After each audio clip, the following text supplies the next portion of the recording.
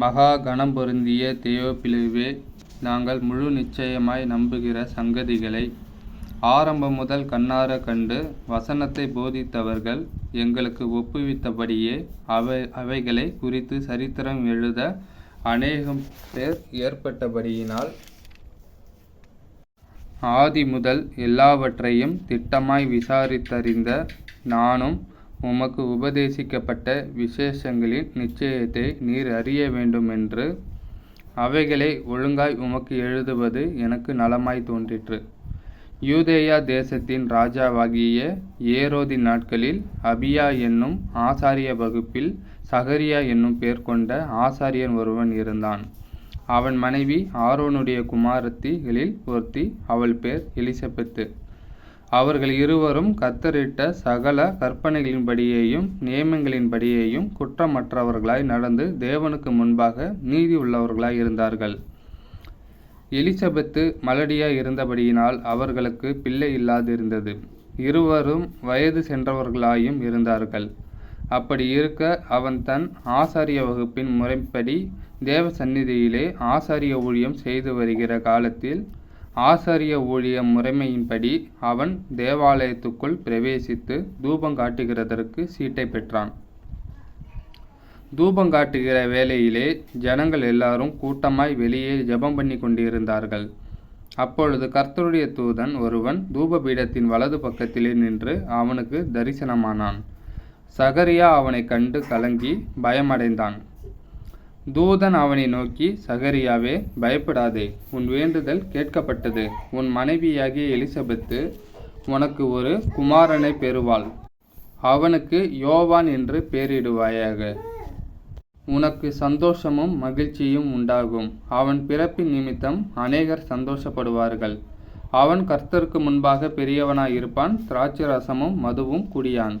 தன் தாயின் வயிற்றில் இருக்கும்போதே பரிசுத்த ஆவியினால் நிரப்பப்பட்டிருப்பான். அவன் இஸ்ரவேல் சந்ததியாரில் அநேகரை அவர்கள் தேவனாகிய கர்த்தரிடத்திற்கு திருப்புவான்.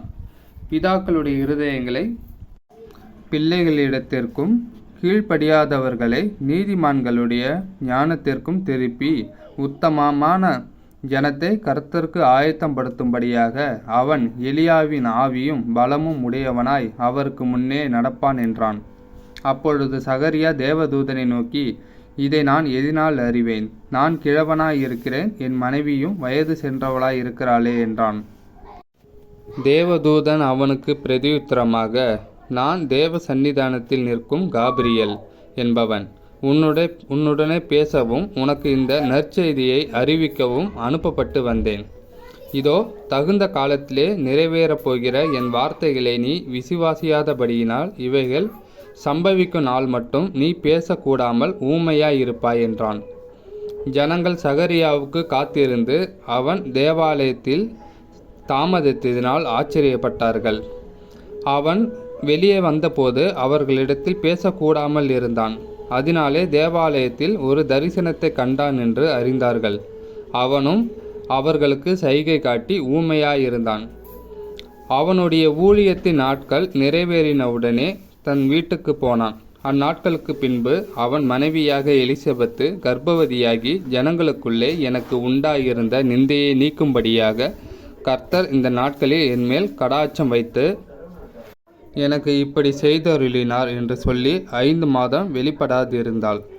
6ஆம் மாதத்திலே காபிரியேல் என்னும் தூதன் கலிலேயாவிலுள்ள நாசரேத் என்னும் ஊரில் தாவீதின் வம்சத்தானாகிய யோசேப்பு என்கிற நாமமுள்ள புருஷனுக்கு நியமிக்கப்பட்டிருந்த ஒரு கன்னிகையின் இடத்திற்கு தேவனாலே அனுப்பப்பட்டான். அந்த கன்னிகையின் பெயர் மரியாள். அவள் இருந்த வீட்டில் தேவதூதன் பிரவேசித்து, கிருபை பெற்றவளே வாழ்க, கர்த்தர் உன்னுடனே இருக்கிறார், ஸ்திரீகளுக்குள்ளே நீ ஆசீர்வதிக்கப்பட்டவள் என்றாள். அவளோ அவனை கண்டு அவன் வார்த்தையினால் கலங்கி இந்த வாழ்த்துதல் எப்படிப்பட்டதோ என்று சிந்தித்து கொண்டிருந்தாள். தேவதூதன் அவளை நோக்கி, மரியாளே, பயப்படாதே, நீ தேவனிடத்தில் கிருபை பெற்றாய். இதோ, நீ கர்ப்பவதியாகி ஒரு குமாரனை பெறுவாய். அவருக்கு இயேசு என்று பெயரிடுவாயாக. அவர் பெரியவராயிருப்பார். உன்னதமானவருடைய குமாரன் என்னப்படுவார். கர்த்தராகிய தேவன் அவருடைய பிதாவாகிய தாவீதின் சிங்காசனத்தை அவருக்கு கொடுப்பார். அவர் யாக்கோபின் குடும்பத்தாரை என்றென்றைக்கும் அரசாளுவார். அவருடைய ராஜ்யத்துக்கு முடிவிராது என்றான். அதற்கு மரியாள் தேவதூதனை நோக்கி, இது எப்படியாகும்? புருஷனை அறியேனே என்றாள். தேவதூதன் அவளுக்கு பிரதியுத்தரமாக, பரிசுத்த ஆவி உன்மேல் வரும், உன்னதமானவருடைய பலம் உன்மேல் நிழலிடும். ஆதலால் உன்னிடத்தில் பிறக்கும் பரிசுத்தம் உள்ளது தேவனுடைய குமாரன் என்னப்படும். இதோ உனக்கு இனத்தாளாயிருக்கிற எலிசபெத்தும் தன் முதிர் வயதிலே ஒரு புத்திரனை கர்ப்பம் தரித்திருக்கிறாள். மலடி எண்ணப்பட்ட அவளுக்கு இது 6ஆம் மாதம். தேவனாலே கூடாத காரியம் ஒன்றுமில்லை என்றான். அதற்கு மரியாள், இதோ நான் ஆண்டவருக்கு அடிமை, உம்முடைய வார்த்தையின்படி எனக்கு ஆக கடவது என்றாள். அப்பொழுது தேவதூதன் அவளிடத்திலிருந்து போய்விட்டான். அந்நாட்களில் மரியாள் எழுந்து மலைநாட்டிலே யூதாவிலுள்ள ஒரு பட்டணத்திற்கு தீவிரமாய் போய் சகரியாவின் வீட்டுக்குள் பிரவேசித்து எலிசபெத்தை வாழ்த்தினாள். எலிசபெத்து மரியாளுடைய வாழ்த்துதலை கேட்டபொழுது அவளுடைய வயிற்றில் இருந்த பிள்ளை துள்ளிற்று. எலிசபெத்து பரிசுத்த ஆவியினால் நிரப்பப்பட்டு உரத்த சத்தமாய், ஸ்திரீகளுக்குள்ளே நீ ஆசீர்வதிக்கப்பட்டவள், உன் கர்ப்பத்தின் கனியும் ஆசீர்வதிக்கப்பட்டது. என் ஆண்டவருடைய தாயார் என்னிடத்தில் வந்தது எனக்கு எதினால் கிடைத்தது? இதோ நீ வாழ்த்தின சத்தம் என் காதில் விழுந்தவுடனே என் வயிற்றிலுள்ள பிள்ளை களிப்பாய் துள்ளிற்று. விசுவாசித்தவளே பாக்கியவாதி, கர்த்தராலே அவளுக்கு சொல்லப்பட்டவைகள் நிறைவேறும் என்றான். அப்பொழுது மரியாள், என் ஆத்துமா கர்த்தரை மகிமைப்படுத்துகிறது, என் ஆவி என் இரட்சகராகிய தேவனில் களிகூறுகிறது. அவர் தம்முடைய அடிமையின் தாழ்மையை நோக்கி பார்த்தார். இதோ இது முதல் எல்லா சந்ததிகளும் என்னை பாக்கியவதி என்பார்கள். வல்லமை உடையவர் மகிமையானவைகளை எனக்கு செய்தார். அவருடைய நாமம் பரிசுத்தம் உள்ளது. அவருடைய இரக்கம் அவருக்கு பயந்தவர்களுக்கு தலைமுறை தலைமுறைக்கும் உள்ளது. தம்முடைய புயத்தினாலே பராக்கிரமம் செய்தார். இருதய சிந்தையில் அகந்தை உள்ளவர்களை சிதறடித்தார். பலவான்களை ஆசனங்களிலிருந்து தள்ளி தாழ்மையானவர்களை உயர்த்தினார். பசியுள்ளவர்களை நன்மைகளினால் நிரப்பி ஐஸ்வர்யம் உள்ளவர்களை வெறுமையாய் அனுப்பிவிட்டார். நம்முடைய பிதாக்களுக்கு அவர் சொன்னபடியே ஆபிரகாமுக்கும் அவன் சந்ததிக்கும் என்றென்றைக்கும் இரக்கம் செய்ய நினைத்து தம்முடைய தாசனாகிய இஸ்ரவேலை ஆதரித்தார் என்றாள். மரியாள் ஏறக்குறைய 3 மாதம் அவளுடனே இருந்து தன் வீட்டுக்கு திரும்பி போனாள். எலிசபெத்துக்கு பிரசவ காலம் நிறைவேறின போது அவள் ஒரு புத்திரனை பெற்றாள். கர்த்தர் அவளிடத்தில் தம்முடைய இரக்கத்தை விளங்க பண்ணினார் என்று அவளுடைய அயலகத்தாரும் பந்து ஜனங்களும் கேள்விப்பட்டு அவளுடனே கூட சந்தோஷப்பட்டார்கள். 8ஆம் நாளிலே பிள்ளைக்கு விருத்த சேதனம் பண்ணும்படிக்கு அவர்கள் வந்து அதன் தகப்பனுடைய நாமத்தின்படி அதற்கு சகரியா என்று பெயரிட போனார்கள். அப்பொழுது அதன் தாய், அப்படியல்ல, அதற்கு யோவான் என்று பெயரிட வேண்டும் என்றாள்.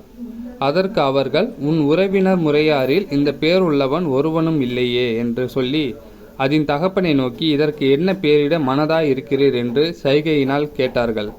அவன் எழுத்து பலகையை கேட்டு வாங்கி இவன் பேர் யோவான் என்று எழுதினான். எல்லாரும் ஆச்சரியப்பட்டார்கள்.